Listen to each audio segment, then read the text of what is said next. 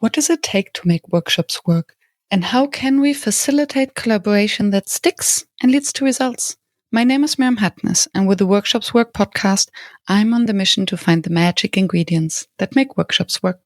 Today with me on the show is Katerina Kupenga, and she introduces us to the Māori lens on facilitation and what she has been learning from re-exploring her own culture and the wisdom of her people. So stay tuned. And please don't forget to scroll down to the show notes to find out more how to connect to Katerina and to subscribe to the show if you enjoy it. Thank you for listening. Katerina, welcome to the show. Welcome. Thank you. Calling in from New Zealand. Literally the other side of the world. We are 12 hours apart. Your sun is setting, my sun is getting up. And I'm very much looking forward to hear from you about Indigenous facilitation and the Māori understanding and way of facilitation, and to dive deep into that. And I always open with the same question. When did you start calling yourself a facilitator? And actually, do you? Yeah, good question. Well, e te tuatahi, neira aku mihi kia koe e hoa, moto karanga kia hau ki te tautoko I tō kaupapa.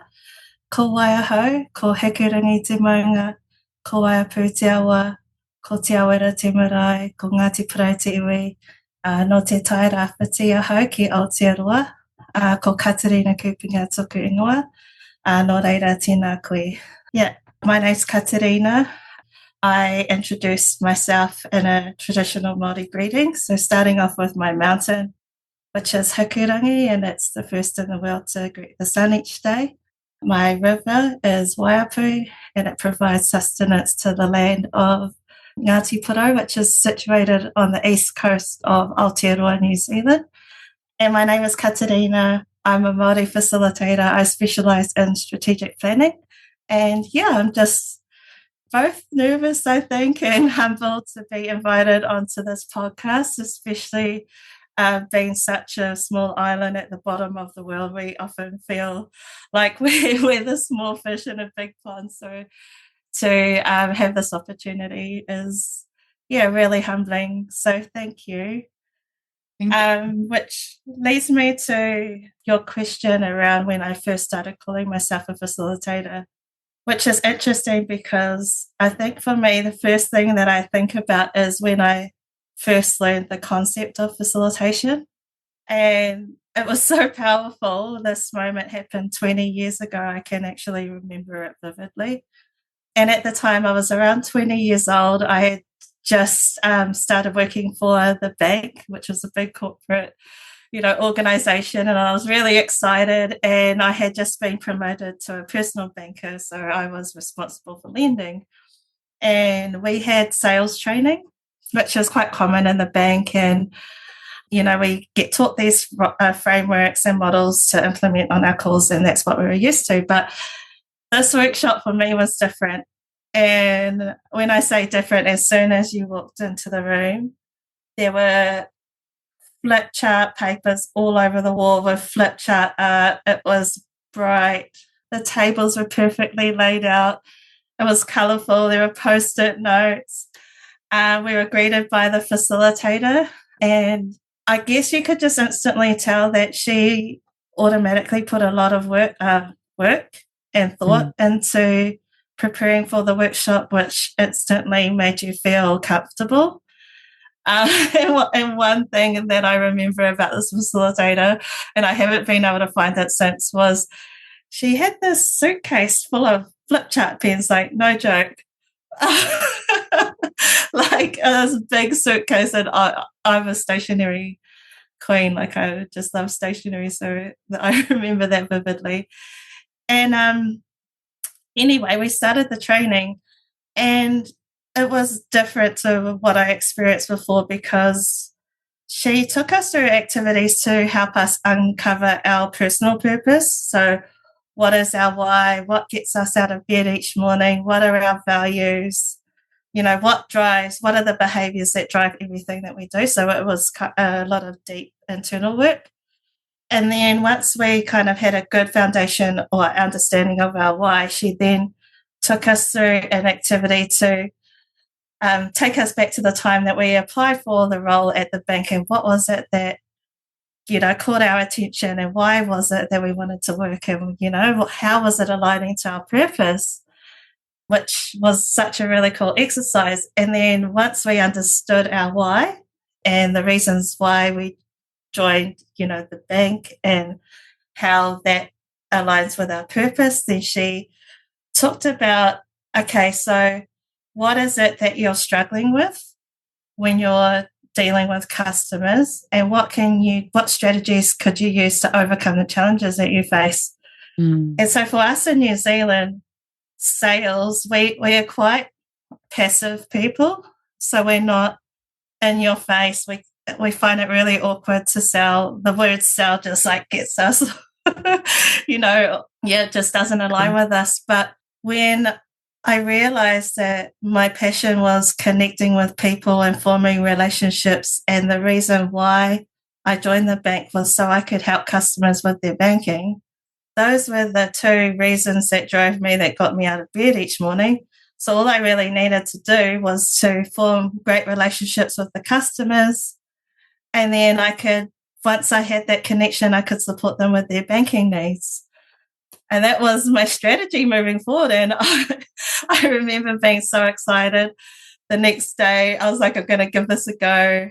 I literally in the matter of a couple of months became the top 5% bankers in the entire country from that experience. And I literally thought that that lady was a magician. And I was like, I want to be her when I grow up. I love that so much. Yeah. And I just noticed that ever since then, every facilitator that we came across, I would find myself just watching how they would interact with the group, the activities that they would do. I would just be in such awe. Never thought I could ever do that role, and always super impressed how they can have a room full of leaders, you know, with big egos, and they could bring us together towards a consensus. Like, that to me was magic. So I was like, that's when my passion for facilitation started. And after a 10-year career with ANZ, I ended up leaving, and I ended up finally becoming a facilitator, and I facilitated strategy in schools across Aotearoa, New Zealand. Really, really loved that job. But what I noticed was I wasn't a good facilitator. And we had the content and the programs prescribed for us. So we were delivering the content and the programs. And I remember always trying to embody the facilitators that I had admired and experienced through the bank. Yeah. Whilst delivering content, you know, like Simon Sinek activities or Brené Brown or radical candor. I can't even tell you what that means because it's not a New Zealand concept, you know. Yeah. But I would be delivering content that wasn't familiar to me, whilst also trying to embody facilitators. Someone you weren't. Yeah.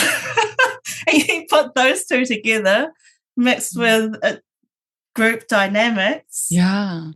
And so I wasn't even equipped to deal with people that weren't sticking to the questions and the timeframes and the agenda. And so when that, you know, if there was ever a challenge or their conflict arose, I wasn't equipped with the skills to deal with that, because I was literally trying to deliver the content that wasn't yours. Yeah, and make it fun and try and be like this, you know, like I just had this image of that woman in my mind, that first facilitator who was just warm and bubbly, and I'm like trying to do all these activities and, you know, like never, I was like, oh, maybe I'm just not cut out to be a facilitator, but I really love it and I know it can make a difference. So I need to upskill myself. So I searched training, what was available. And then I found the technology of participation training. in Aotearoa. And what caught my attention to that was it had Māori facilitation perspectives interweaved into the training. Oh, wow. Yeah, and I was like, oh, well, this is interesting. Like, I've never seen a Māori course on facilitation before, and this has it, and the technology of participation methods are used worldwide. So, yeah, I signed up for it. It was a 3-day, 2-night course, which was cool. So, yeah, I arrived. There were about 12 other participants who also signed up for the program. And when we arrived, we have something that's called a pōhiri in New Zealand, and that's an official Māori welcome. Mm-hmm. And there are certain steps to this official Māori welcome that we do. It's so ingrained. It's just part of what we do. You know, we don't even give it a second thought. So we show up to the training. We go through what is called a karanga, and that is a chant that is led by the female. So a female from the hosting side sends out a chant, one female from the guests. They respond with a chant, and then we slowly walk in. And the purpose of that chant is to open up, the vibrations are set to open up the spiritual world. Mm-hmm. And it's a way that we can all bring our full selves to the space, including our ancestors and everything that we bring. Oh, wow. Mm-hmm. So that's the first step. And then we come into the room, we all take a seat, and then the males from a male from each group will get up and speak. And there's a certain structure to that speech. Generally, it starts with a proverb acknowledging the ancestors that are past, acknowledging the purpose of the event and what's bringing us together, drawing ancestral links to each other as well, and then welcoming each other to the space. And then the male from the guest sides will get up and he will respond to that speech and follow a similar structure. And then each group from each side will support that talk with a song. And so that's the structure. And then once the formalities are over, the guests will give the host a gift, and we place that down, and then we all exchange what is called mauri, and that's a breath of life. And we press our noses together. And so when we press our noses together, we're inhaling each other's mauri energy, breath of life. And then we call that space sacred. And then we break that sacredness with food and drink. And then we start the kaupapa, the workshop. Wow. Thank you for sharing that. And I let you finish or continue the story of your training. But just want to take a moment to reflect on that, because I remember that in our exploration call, you said that you realized how much of facilitation spirit is ingrained in the Maori culture. And now when I hear you speak about this greeting and inviting people and their ancestors into the room around the shared purpose, that's at the heart of facilitation, which we, in air quotes, often forget. Why are we actually coming together? And what I also hear is the slowing down to then speed up. So to create shared space around purpose, having everyone in there sharing food, which is very intimate and creates trust. And touching noses is very intimate. So for me, from a Western culture, it's something very intimate because your faces are literally coming very close together. And I wonder, is it even, and maybe that's something that we can touch later on, even possible, what does it do to the group maybe having to navigate through conflictual conversations? Because I can imagine that after having engaged in such an intimate ritual, you, air quotes, fight or you discuss on a very different level. Yeah, I can talk about this for weeks, but basically what you've just described is essentially what the purpose of the pōhiri, the formal welcome, was designed for. hundreds of centuries ago. And firstly, before I briefly touch on what that is, the pōhiri ceremony is facilitated by one of our Māori gods who is called Tūmatauenga, and he's known as the god of war, but he's also the god of strategy. Mm-hmm. And so he's facilitating the pōhiri process. So when the males are getting up to speak, all of the challenges and differences are brought to the fore in that space. It's almost like a debate. Mm-hmm. And so in a traditional setting, this will happen to and fro until the group reach consensus based on the purpose of the event. Wow. So they exchange the challenges. And this is as a debate, or is it the hearing each other out? Both. Okay. So you basically make everything that could be implicit, you make it explicit before even starting anything. Yep. And that will happen until the groups have reached consensus that they are all here to talk about the topic at hand. And if they're not, then they will agree to part ways. Mm. And we will eat and we will laugh and we will leave. And so it can get quite emotional at this point, especially if the topics are challenging. And that's when we express ourselves through haka and waiata and song. And there's all these facilitative techniques that are happening within this space, mm-hmm. all facilitated by and guarded under the watch of Tūmatauenga, our god of strategy, in a sacred setting. And this will happen to and fro until we reach that consensus before we actually start the workshop. And if I understand correctly, so the consensus is not about resolving the challenges, but consensus about the purpose of, so what is the nature of the challenges? Mm-hmm. So that we know what we really talk about. So mm-hmm. basically looking in the same direction. Because very often we say, oh, you did this and you did that. So we're not talking about the same thing. Yeah. Like the purpose of the meeting could be, we need to join forces together as two neighbouring tribes. That mm-hmm. could be the topic. And then a debate could erupt. And it could be generational stories that are shared and, you know, challenges that they'll face together and where they are not seeing eye to eye. Mm-hmm. These conversations come up until they reach a point where, are we actually ready to talk?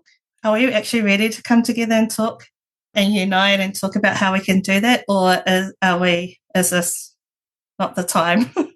Yeah. And the men will be having these conversations and the women support the conversations with songs and waiata, and it could be, just a way to reflect the conversation.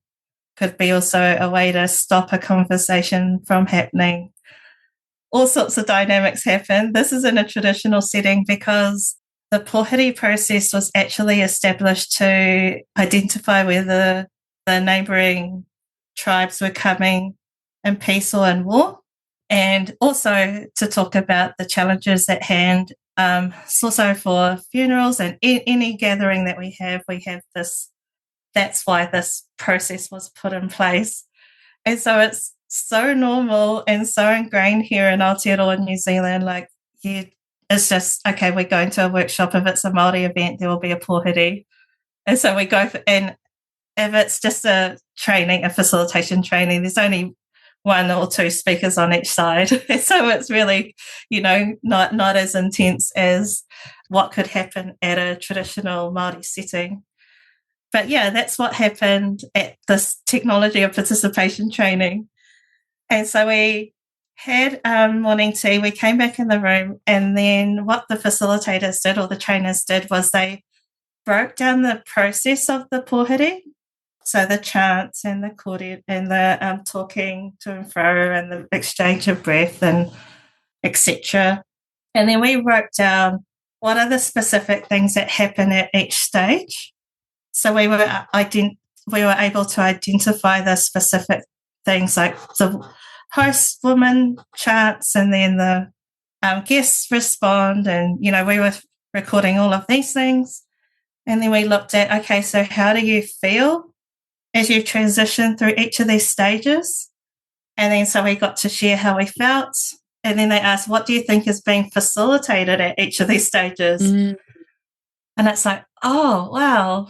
And then they asked the question, so how would you describe, what does facilitation from a Māori lens mean to you now that we've been through this? And honestly, I feel really dumb saying it now, but I was like, oh my gosh, are you meaning to tell me that the pōhiri process is a facilitative process that has been intentionally and specifically designed to bring together diverse perspectives towards a consensus? I was like, you're joking. And then I instantly became sad because I had spent my entire life conditioned to think that anything that was Māori was nothing but misallegiance.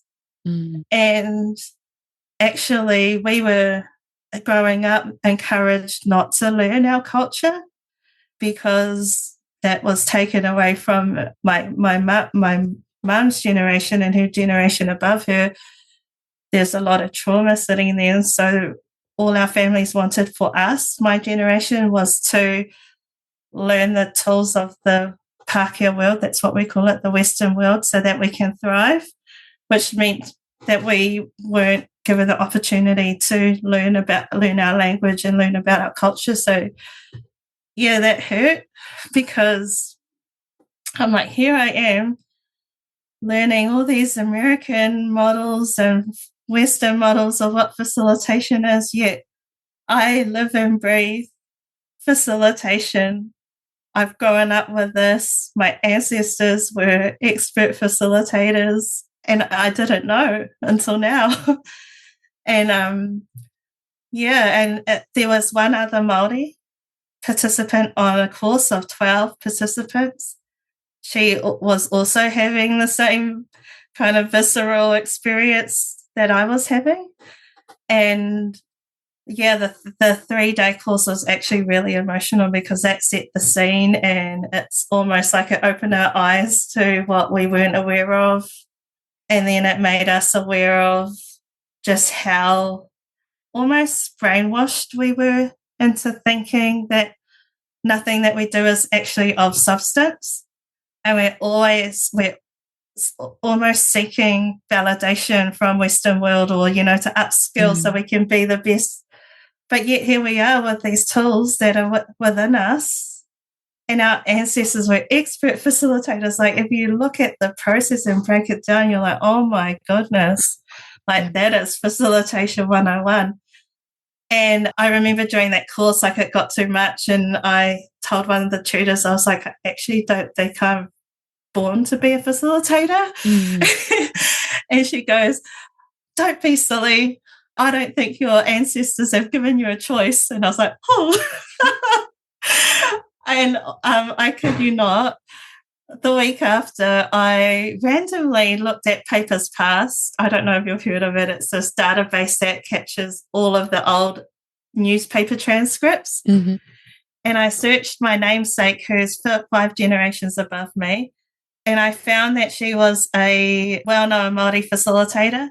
And she used to facilitate gatherings where all the Māori dignitaries from across the country will come and talk about the challenges that Māori are facing, to celebrate how to be Māori, and to come up with actions and strategies on how to overcome the challenges. And the event was 5 days, and they named it Te Rā o Katerina.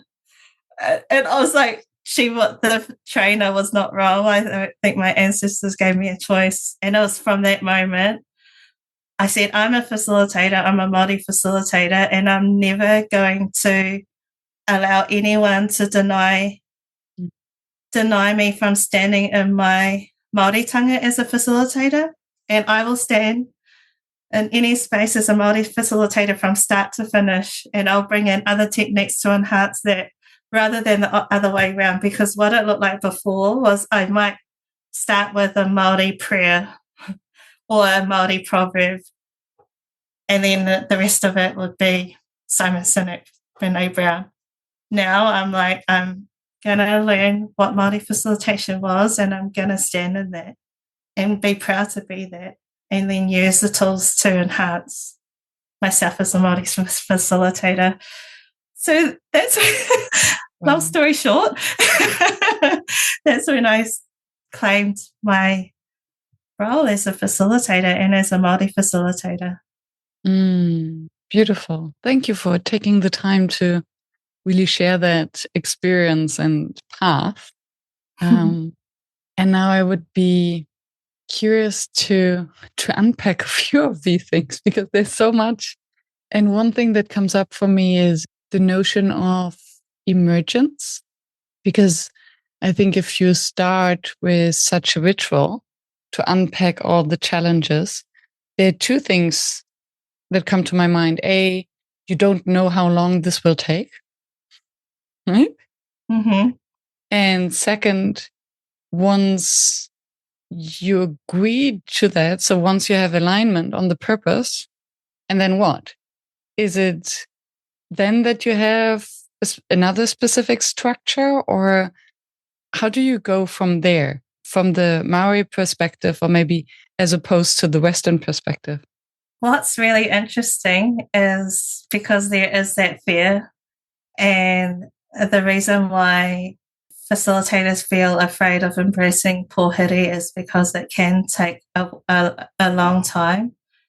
But I've noticed that when you allow people the time to bring them full selves into a space and to fully connect with each other and with the topic at hand, I've never come to a point or experienced it where it's blowing up. Like it just somehow naturally the group find their own ways to facilitate and navigate the conversations, and then we come to a close, which naturally ends up fitting in with time. I don't know how. And that's what I found surprising, because a lot of it was me letting go of everything that I knew to be true about facilitation and trusting in the process, because my ancestors have been doing it for centuries and it's worked. So what is the one thing? Sorry, I would be curious. What did you have to unlearn then? So what is it that you had to let go? Agendas, structures, timeframes, outcomes. I had to let that go. Wow. And facilitation from a Māori lens, and I've experienced some other Indigenous cultures, and I feel like there's a lot of similarities. We are facilitating energies, and we've recently launched our first Māori facilitation training, which I can talk to you about. It just happened a couple of months ago. But we did a bit of research, and one name that we have found for a facilitator, a Māori facilitator, is tangata Māori. Tangata means person, and Māori is energy. And the name represents a person that is facilitating the energies of people, and trusting that the individuals have the potential and wisdom inside to navigate the challenges themselves. And our role as a facilitator is guiding the conversation and the energy and ensuring that that flows. And when you say energy, what do you mean by that? Is it our emotions and how they impact our behavior? Is it our forcefulness or smoothness, how we interact? Or is it something spiritual? I think it's a mixture of all. So you know how I said when we touch noses and we're exchanging mauri and energy through a hongi? That's the kind of energy that I'm talking about. And you know when you walk into the room and you can automatically sense a vibe? You can sense if people are low, or you can sense if there's energy in the room. Like you can, it's kind of like the vibe. Whether whether they're enemies or friends, whether it's easy or there's some tension. Yes. Yeah. Yeah. Okay. That's what we're facilitating, and we're also facilitating the ancestors that everyone is bringing, and we're facilitating real life, I guess, conversations and events. And if you have a run sheet and you can't, it will just get in the way of that. I'd love to share when I think of you bringing the ancestors into the room. I think at first it might sound, oh, it's getting really crowded, right?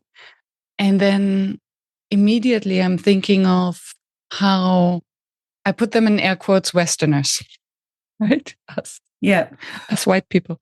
How we are bringing our ancestors into the room unconsciously because all of our baggage. And I recorded an episode about our inner child, and it's the inner children who are guiding leading the boardrooms. And all of our small T traumas and all of our childhood things that then get us to be triggered and get nervous and angry and upset and take things personally. But all of that happens unconsciously. And so all of this was going through my mind when I'm thinking of bringing the ancestors in, because again, it's like making the implicit explicit. We are all standing on the shoulders of these giants, and this might mean wisdom and it might mean trauma. And whether we want it or not, we're bringing this into the space. And if we're not opening up space to have honest conversations, then it's almost like we're putting Band-Aids over a wound. Yeah. And so a lot of my work is facilitating relationships between Māori and settlers. And these are fifth generation settlers. And because of colonisation and that history that we have here in New Zealand, the tensions are high. And the way that I replicate a Māori way of facilitating when I'm working in those spaces is we start with connection. And I know if I get the connection right and I spend the good part of the morning doing this well, I know if I get that right, then the rest will follow and it will come. I fully trust in that. And I bring in different techniques of how to do that. But firstly, it's creating a space where everyone can bring their full selves. And I might have a map where I get them to mark, where they are, we call it tūranga waiwai, and that means where you feel a special connection to the land. And then I will invite people to share their fondest memories or their significant landmarks and all of these things. And it's quite funny because the energy that I sense when I arrive in this room is, okay, we are going to war, and I'm like, I'm fifth generation, and then the Māori will get up. I'm like, been here for 1,000 years, and, that's the energy that I can feel that people are bringing, and I know some of that tension before I enter the room. But when we start to give everyone an opportunity to share their connections, when we start to provide them a safe, or not safe, brave space to share some of the traumas that they're holding, and these traumas come up in this space, it could be intergenerational, like your ancestor took our land and, we've been displaced and blah, blah, blah. And that could also come up for Māori versus Māori and neighbouring tribes. So all of these conversations come up, and then it's quite interesting because then it shifts and it's like, well, my grandfather had a fight with your grandfather, and I remember we used to play and, think it was funny, and then next minute they'll be at the pub drinking, and laughing about it. And then all of these stories come up because we're forming connections and we're allowing people to bring their full selves to the space and bring up the trauma and some of the challenges in a brave way. And then we have what's called mauri, and it comes in the form of a physical object. And the purpose of that physical object is to hold the positive intentions and the energy that everyone brings so that we can move forward together as one. And it depends, so the example that I'm thinking of in particular, we brought along a native tree and it had a seed. And so all the energy that we bring into the space today as we plan the next 100 years is going into and nourishing this tree. And that tree is going to hold the Māori of this strategy that we bring together. So the energy that we bring is what our grandchild's grandchild is going to experience when they see this tree. And so it connects people towards that shared purpose, which is how I replicate or try to replicate the Māori way of facilitating. And so that's how I set up my workshops. Then once everyone's like, yeah, we're here, we're giving our positive intentions into our Māori, we're all feeling like we're on the same page, then I can help them create a strategy. I can help them do anything, whatever they've come to do, I can help them do. I can support them and guide them to do that because they've already formed those connections. And literally they do all the work themselves. Sometimes I'm just like, I feel like a fly on the wall sometimes because they are facilitating themselves, which in essence is what we are supposed to do, right? We're unlocking the potential. And so if I was there with a structured, rigid run sheet and I'm like, oh my gosh, like this conversation is going over. We've got to get on to the next activity and we've missed step 3 and we've got to go back to that. Otherwise, we're not going to get to the outcome. I would have missed all of that. And we would have literally been putting a Band-Aid over a wound and then it could erupt after and we haven't got a solid foundation to work from. Yeah. And yeah. Thank you.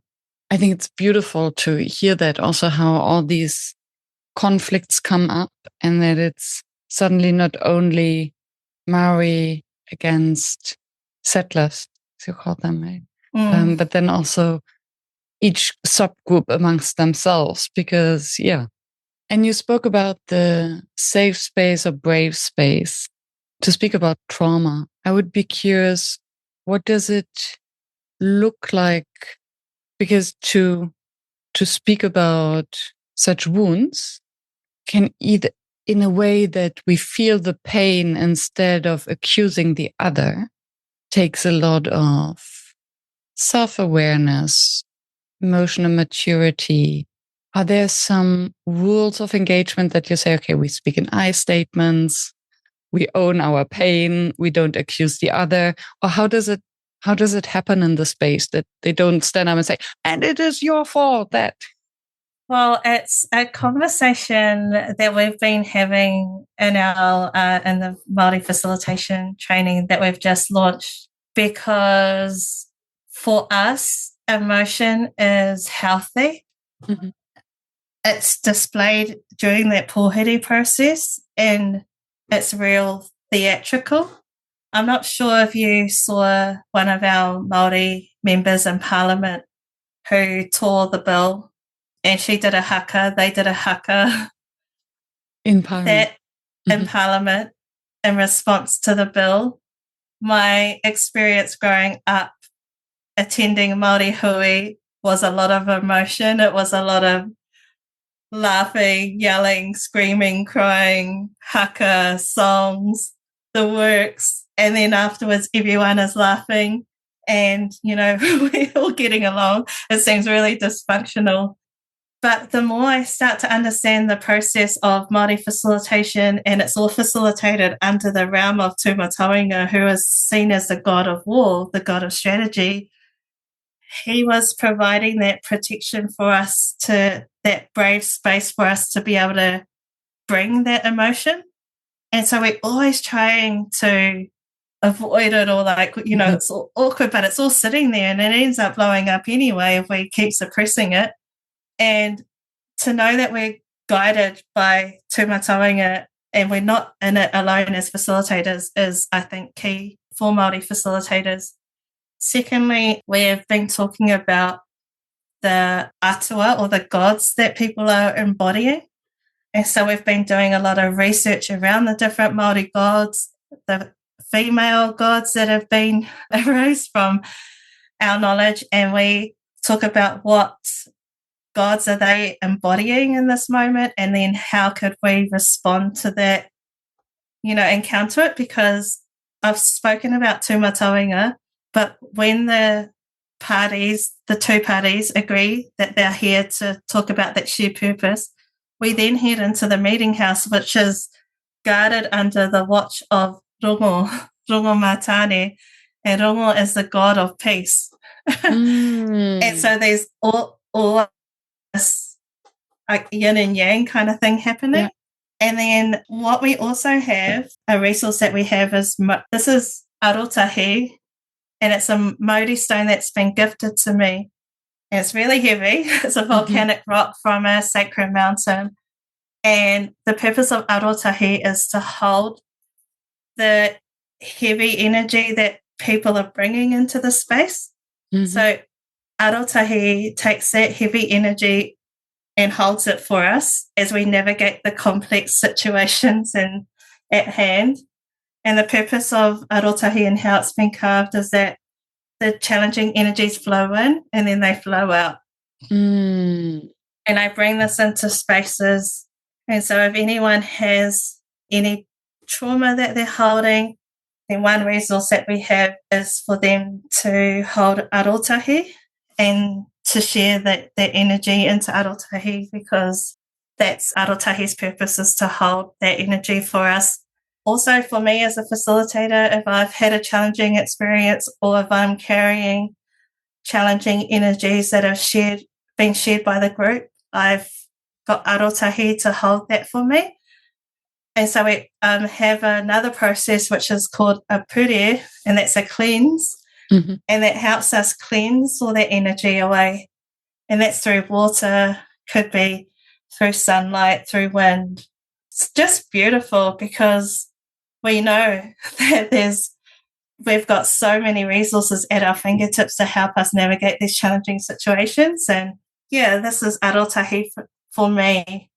And so these are the tools that we use to create those brave spaces. And then we also have what's called tikanga and kawa, and that's agreed ways of working together. And it could be ancestral rules of the house that we bring in. And that's how we navigate complex, challenging situations. And usually we respect the mana and the tapu of every person. So we're respecting the sacredness and the value that every person brings. And so we try to focus when we're having conversations, although not sometimes 9 times out of 10 it doesn't come out the way that we want. But yeah, that's when we're pulling on all these other resources that we have. Yeah. And so what I hear is the permission to feel and to show our emotions, which makes so much sense, because I think I've learned that it's true that what we cannot feel, we cannot heal. And in order to heal, we have to go through the pain. There's no shortcut to that. And then by holding it, it becomes explicit to the group. And from what I hear, they don't have to speak to it, but just holding the stone, who will then do the work, so that people say, okay, something is in processing. So this person might be sensitive or fragile. And then it's also for the group to acknowledge that, maybe be a little patient. And I've also seen people in private too just hold arotahi during an activity, during the breaks. Water's good as well. If the energy is really shifting, then we can take arotahi to the water, just to a tap, to release some of that energy. And honestly, like, you just go back in and it's a shift. You can sense it immediately. It's quite powerful. And this is, just one form of Māori. There's many other forms. But I did want to talk about how the top methods have actually helped me stand strong in my Māoritanga as a facilitator. Because what I've appreciated about the top methods is that it's a structured human dynamic process that has whakapapa, has history too. So that's something that we also respect as Indigenous. It's used worldwide as well. And The top methods have actually helped me navigate some really challenging situations. For example, one hui, or I don't know the English word for it, but one meeting I was facilitating, we had about 100 participants. So it was a community meeting. We had warring Māori tribes who weren't seeing eye to eye. We had the farmers, we had fifth generation landowners, we had forestry, sand miners, business partners, shareholders, everyone was there. And the goal was to create a 100-year environment strategy. So automatically you can see all these competing values.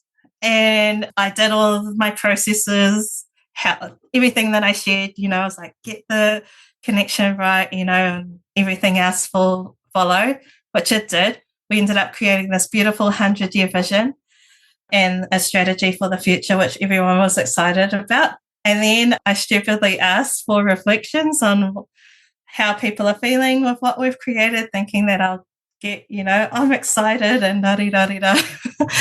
And then I had one member from a Māori tribe get up and say, well, I'm actually not happy because I feel like we've been left out and the other tribe is getting more recognition in the strategy.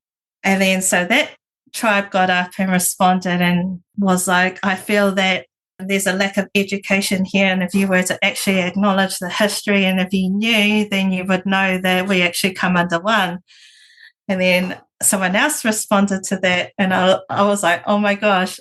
I was freaking out at that stage, honestly, because I was still kind of new, finding my feet. But I had the ORID method. It's a top method. And part of that is surfacing. I could tell people were in that reflective stage. Mm-hmm. And so they needed to surface the feelings. And so I held that and I said, is there anything else anyone would like to share? And then a shepherd got up and he was like, I feel that shepherds are never prioritised. It's always about the shareholders, and we're the ones who are doing the day-to-day work and no one cares about us. It's all about profit. We had sand mining, people get up and people upset about the sand mining because we're going to have no land. We've got the sheep and beef getting up saying, this is how we're making money. We have forestry. Everyone started sharing their challenges, and here I was thinking that everyone was happy. And so the next stage of ORID is to say, so based on everything that's been shared, where to from here? Mm-hmm. Or how are we interpreting the information that's just been shared? And so then the group ended up facilitating, well, I think we need some further time together. We need to look at these issues, but we've got the strategy now that can hold us when we have those conversations. And now all of these issues have surfaced. We know what we're dealing with. And then I was able to close it with, okay, so what decision are we making? And the next decision was to finalize the strategy. They loved it. And there were further discussions that needed to be had. And the chairperson came up to me afterwards. She's like 80 years old. She's quite old. She's been the chairperson for 50 years. She's never experienced a meeting where someone hasn't yelled and screamed and left crying. And that could have happened because that's the challenges that people were holding, but they didn't. They've never been in a space where they could bravely say what they're truly feeling without someone getting offended, or just someone there to hold a container for these conversations. And she was blown away. I was still sitting there quite traumatized like that. What is happening? I know, and I'm like, what would Taribla do in this situation? But I held it, and I had the top method there to hold me. And so there's value in both. There's value in all the methods that we bring as facilitators.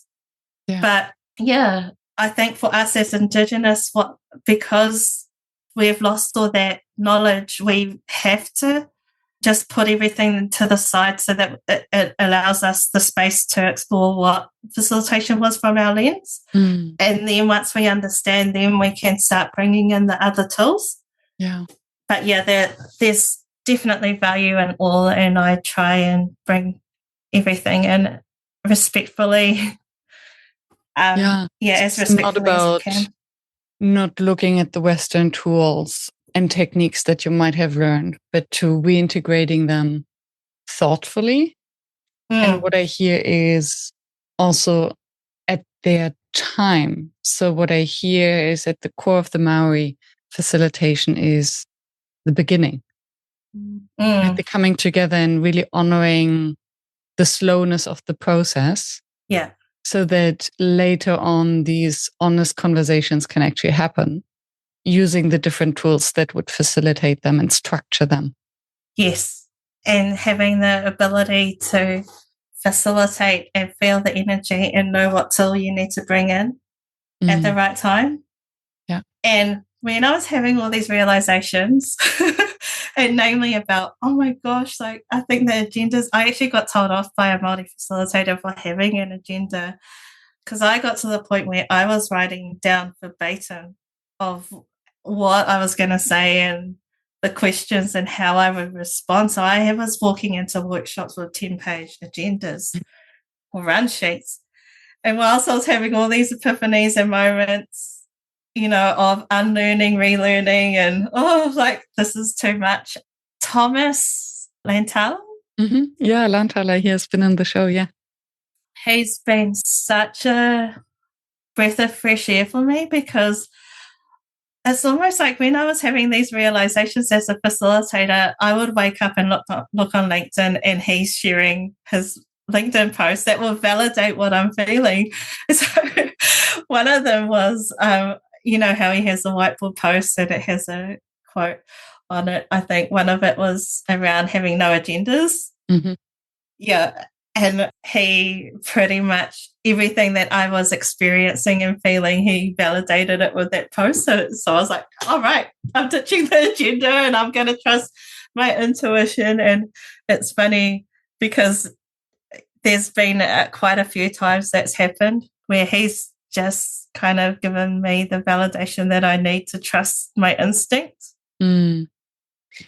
Yeah, so for those who don't know, Thomas, he's rather on the provocative side of Western facilitation and very much inspired, I think, by Indigenous. I think he spent some time in Australia with the Aborigines and learned from them. Yeah. His first book was incredible, where he was facilitating crises, like really big human crises. And the next book as well is really challenging ourselves as facilitators, which I love. But I thought it's interesting how he's been labelled as provocative because one of the challenges that I face as a facilitator is not the spaces that I hold. It's actually the sector. And if our way of doing things or our ideologies and, all of that is not fitting in with what is known to be true in the facilitator world, it's almost like you feel like that provocative one, like. And then feeling misunderstood, put in a corner. Yeah. Because it's not for the sake of provocation that if I understand you correctly, it's not for the sake of provocation, but it's for the sake of bringing forth the truth of the group without making assumptions. And it means that you feel like a minority. As a facilitator, I will go to events and I won't see Indigenous people there. A lot of the methods and workshops are shared. They don't align with Indigenous people, namely the connection piece. I've spoken a lot about connection. My introduction was introducing landmarks that represent me and my ancestors before we introduce ourselves. And so things like icebreakers, workshops that only give us 1 minute to introduce ourselves, 2 truths and a lie, all of these things don't allow us to connect, but it's almost like that has become a normalized part of facilitation because our agendas are so jam-packed with activities to reach this outcome by 3 p.m. because everyone's got to go home and rush to work, you've that just does everything that I shared, right? About how the space that we need as Indigenous, but it's not just Indigenous. Like I work with so many groups and they all need that too. They've just not given the opportunity to. And so I'm in these spaces and when I ask curious questions that's seen as a challenge, I feel like I don't fit in, which is okay with me actually, but I would probably be seen as provocative, similar to Thomas. And that's quite interesting because to me, it's not provocative. It's how we should be facilitating. And then it depends on how you look at the term provocative, because thought-provoking is something very positive. Yeah, it is how you look at it, right? And provoke, it's kind of, maybe a little bit forceful, but also in a positive sense, so that conversations can emerge around something. And I would be curious when you train facilitation from a Maori perspective, and I assume that you would have non-Maori, so non-Indigenous people in the trainings as well? No. So the idea was sparked when I had that realization that we were facilitators. And when I had that realization, I'm like, we really need to have training so that we can stand in our mana, which is our pride, I guess, as Māori facilitators. But as I said, the training was technology of participation. There's structured modules to the delivery, and the training that they were providing was adding in, a Māori perspective here and there to enhance the top training rather than the other way around. And when I asked the trainers, is there a possibility that we can actually have a Māori training where the foundation is Māori, but we're bringing in top methods to enhance that? We started to explore that journey, but that's where the tensions started to arise between Western facilitation methods and Māori facilitation methods. And it actually took us probably about a good 2 to 3 years to get to a decision. Wow. And we hadn't really came to a decision where we agreed, but we came to a point where we agreed to disagree. But the Māori trainer that was part of the group wasn't happy with what we had come up with, because her fear was that we are just translating Western methods into Māori methods which prevents us from truly exploring what facilitation from a Māori lens was. And I didn't understand what she meant until I had my experience facilitating at an Indigenous conference. And just to cut a long story short, we were invited to facilitate at an Indigenous conference. We weren't from that land.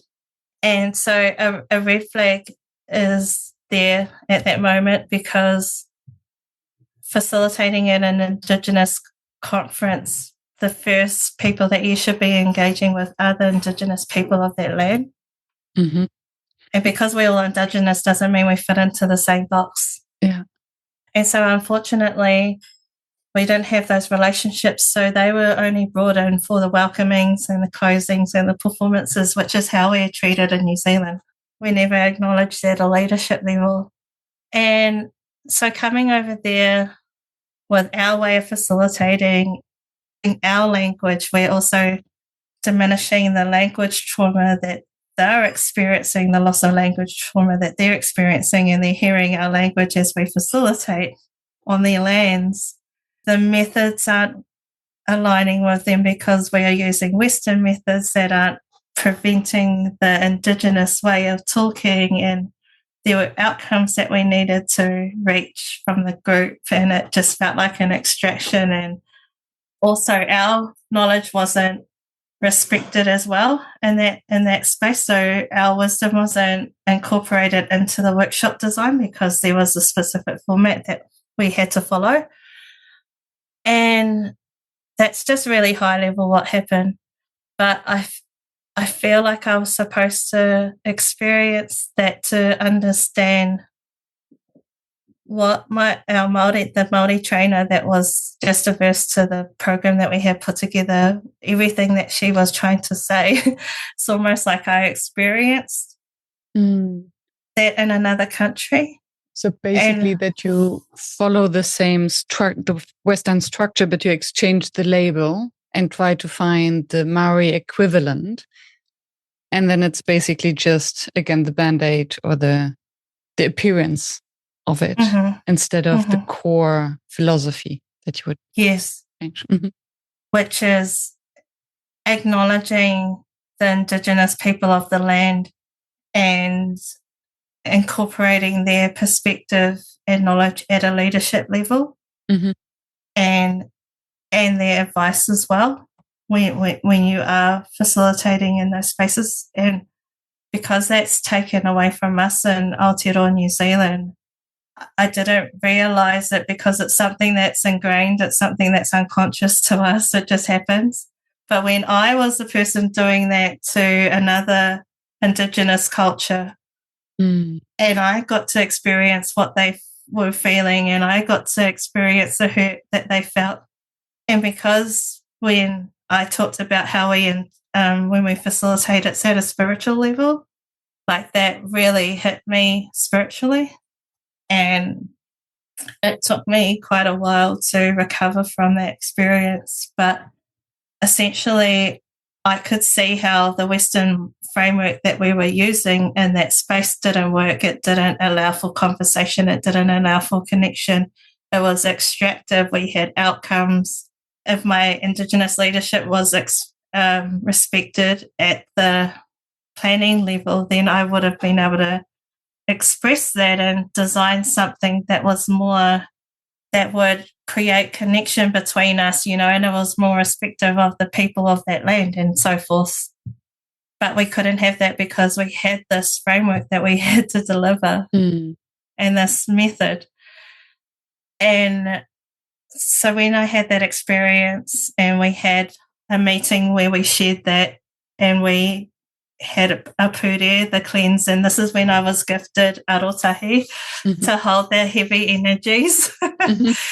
That's when we made a decision that we couldn't hold a training, a Māori facilitation training that incorporated Western methods. We had to let go of everything that we knew so that we can bring forth the emerging learning. And so, and this actually relates back to getting rid of agendas and structures, because we got rid of all the agendas and all the structures. We had no playbook we were running from. The way that we structured the program design was we had time slots, we had topics that we would explore, and that's all we used. And we relied on the signs from our ancestors and the wisdom that the participants would bring. And so in that instance, we had to change the group. It had to be Māori who were facilitators and who held that knowledge. And we changed it from a training to a co-design space where we were going to explore what facilitation is from a Māori lens, pulling the knowledge that we held. And then once we have that exploratory phase, we could then make a decision, is this a training that we can actually provide? And so I think everything is supposed to happen for a reason. So the challenges, which were hard at the time, I was supposed to have them, because we would have pushed ahead with merging the two together. And after we delivered the Māori training, there was no space for any Western method. It was just fascinating. I just met with the group today to have a debrief, and just the learnings that have come from it is mind-blowing. But one of my key learnings from that experience was to trust it. And I don't even know what we're trusting in, to be honest, but it's to trust that we've got this, and we didn't have a program, a design. We just had the topics that we were going to explore, and everyone brought the wisdom and we were able to make sense of it, and it was quite fascinating. What was something I didn't anticipate was because we've got a generation now who have reclaimed our language. Mm-hmm. And because we had invited that caliber of Māori facilitators, the entire 3-day training, 90% of it was in Te Reo Māori. Oh, wow. Yeah.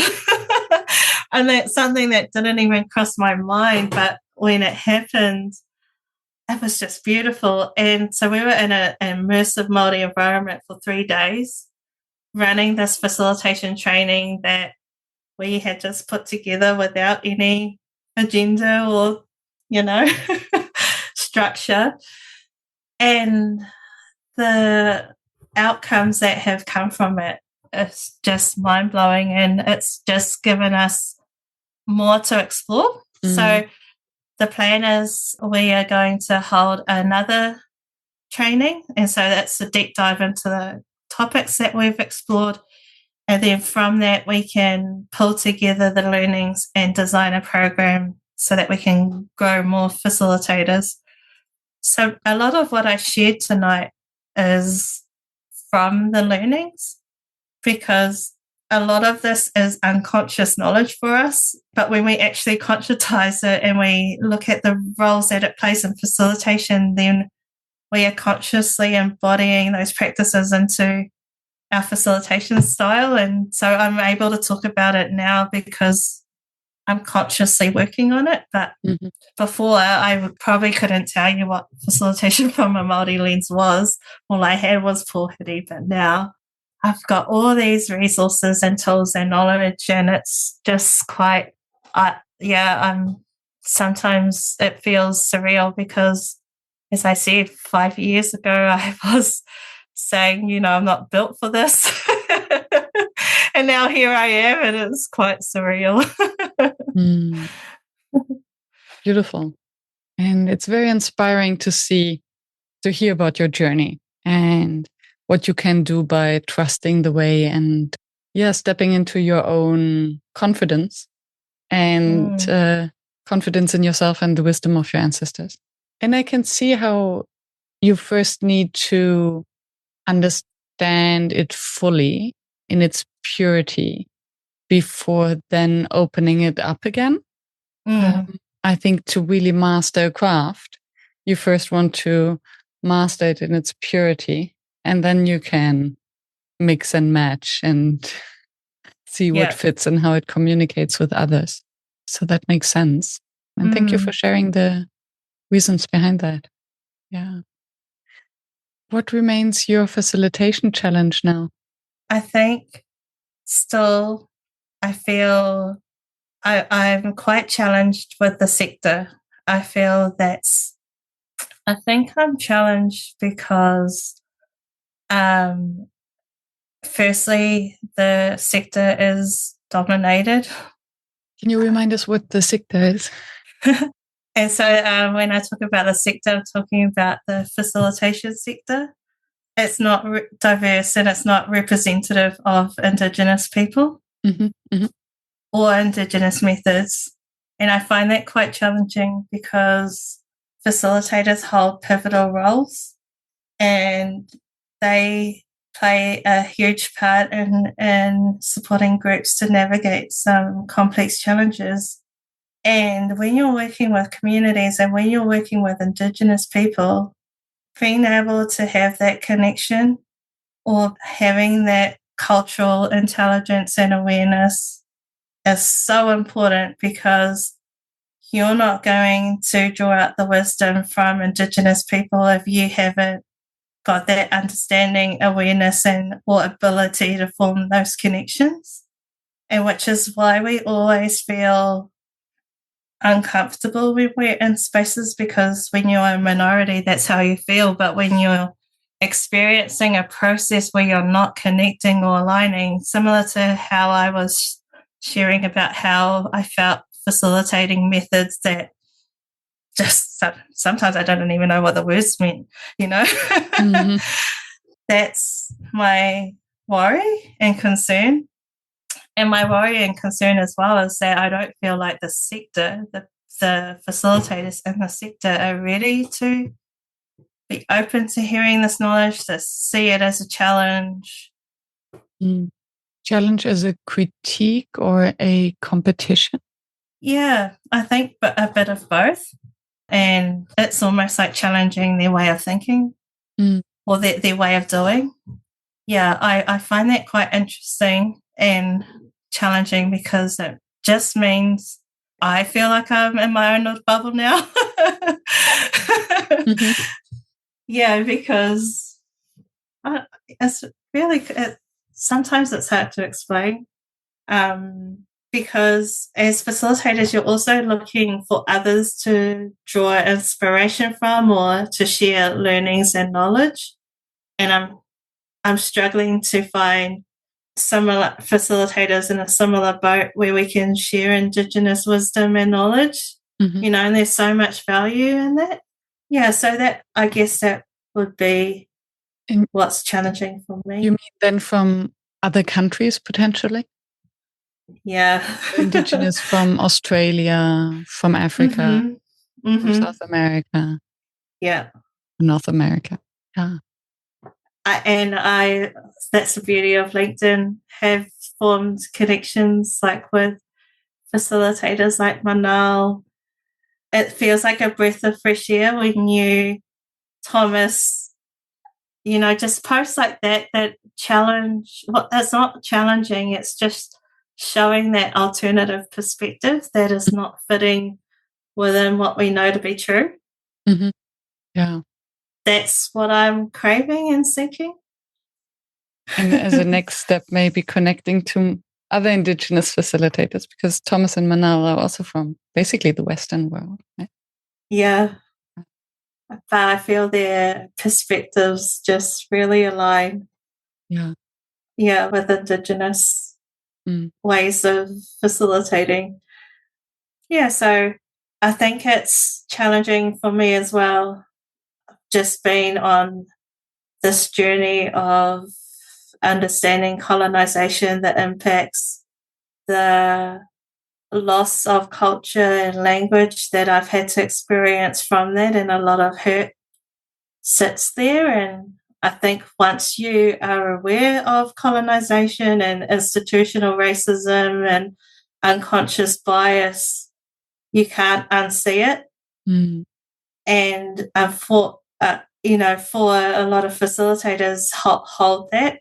And I would love for facilitators, especially who are working in Indigenous spaces, to utilise the Indigenous people at a leadership level rather than just for welcomes and performances, because that's the structure that we have in New Zealand now. We will invite Māori along to open and welcome, and then we'll get on with the business. That's what happened in Tahiti when I facilitated, and that's what I was doing to them. It's not nice, but you wouldn't understand that's not the right way of doing it when you don't have that awareness. And then how to embrace the co-creation process, because it's about power structures, it's about insecurities. And after our exploration call, I went into a self-reflection period, because you asked me the question, have you had other Indigenous facilitators on the show? And I think I mentioned that to you, like, oh, I might have been afraid of not knowing enough, asking the wrong questions and all of that, being insecure. And I wonder whether this is also in the way of many other facilitators or organizers, that if we then start to co-create, what are the traps? What are the misunderstandings? What are all of that? And it's then a shame if our insecurities and our ignorance, for lack of a better word, is preventing that instead of helping us to be a little bit more curious. And this might be a really bad analogy, but it's almost like what it feels like is attending a women's rights movement that's led by males. the design, the program, the content, the way it's working. You know, they've got all the systems and structures in place and the presentations to support women who are, fighting for their rights, and not valuing them at a leadership level to give their perspective of what they know to be right for women, or, what the experience that no woman would need to have in that space. That's how we feel. Because because our methods aren't in a book and they're not promoted by Simon Sinek. They're not, and I love Simon Sinek. I use him because I've done the Golden Circle so many times. I've facilitated that activity.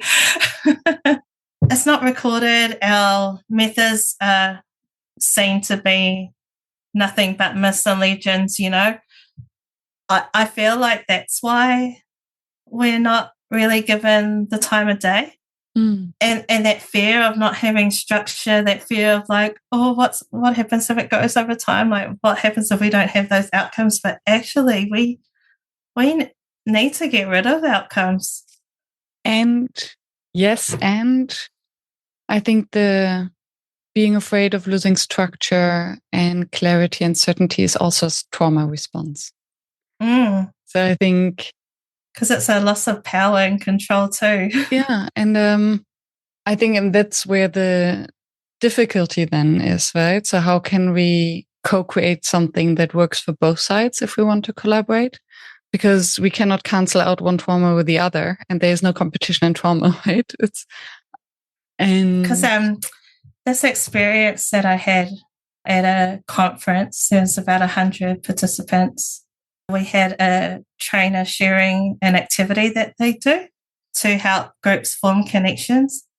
And it was called Icebreaker Game, where you have images on cards and you connect with someone who has a different image and you try and find the similarities and so forth. And then once you do, you find another person and it's quite fun. It builds energy and connection.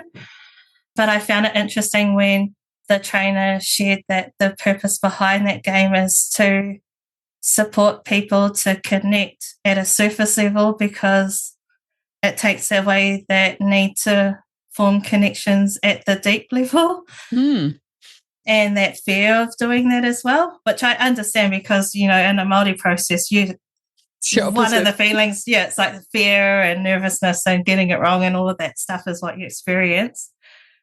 And so I just asked the question. I was just like, I'm curious to understand what is wrong about connecting, at that deep level, because that's one of the most integral concepts for Māori. And I'm assuming other Indigenous cultures as well, they need that connection. And I try to ask it respectfully and in a curious way, and it was taken as an attack. And the response was, I'll have you know that people from Japan, they don't like connecting, and people from this culture, they don't like connecting either. And then so I'm like, well, you're in New Zealand. You're in Aotearoa, New Zealand. And I didn't ask this in an offensive way. I'm just really curious because one of the integral parts of what's most important beyond anything for Māori is connection. When I did that activity, when I understood what facilitation was, she got me to draw out my number one value, and that was forming connections with people. That's an integral part of our culture. If we don't have those connections, we can't move forward. And so it's almost like that was stripped away from me in that moment. And I'm like, are you ready to hear another perspective? Yeah. Or is your way the right way? And that's what I find really challenging. Yeah. Because I'm like, I don't want to be in these spaces anymore. I feel like just not respectful of, and it concerns me because, then they're like, we are facilitators.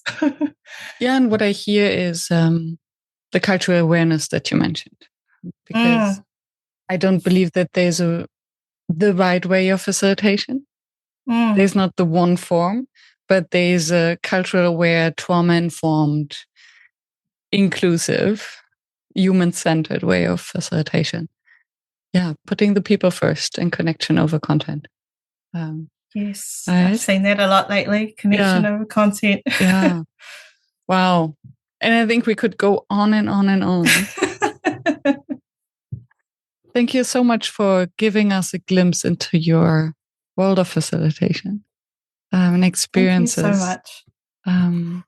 And really taking away a lot of wisdom and other perspectives, and also looking at my own blind spots.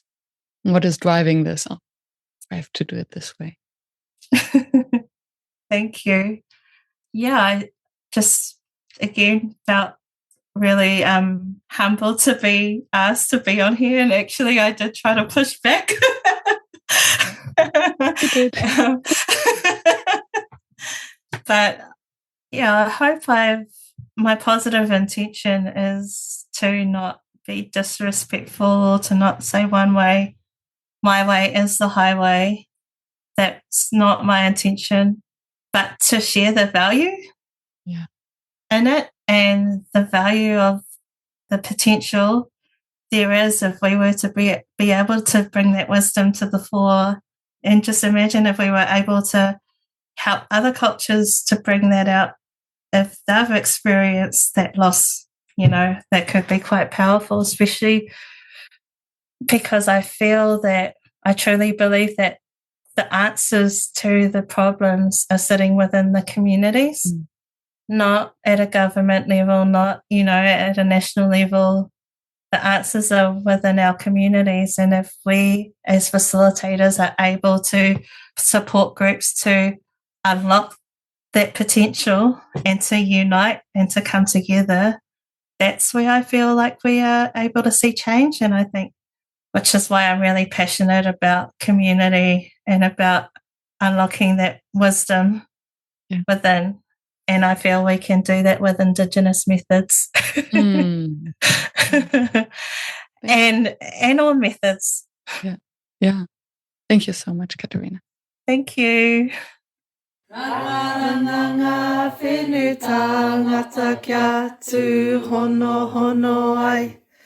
Tui tui ao na mana o na tapu kia tau. Tuku a ngā here kia watea. Turakina ngā taero kia rite. Tauawhia ngā tikanga kia kotahi e.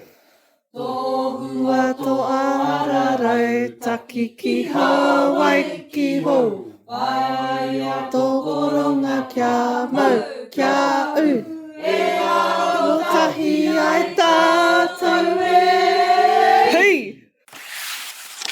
Thank you for staying tuned and for listening until the very end.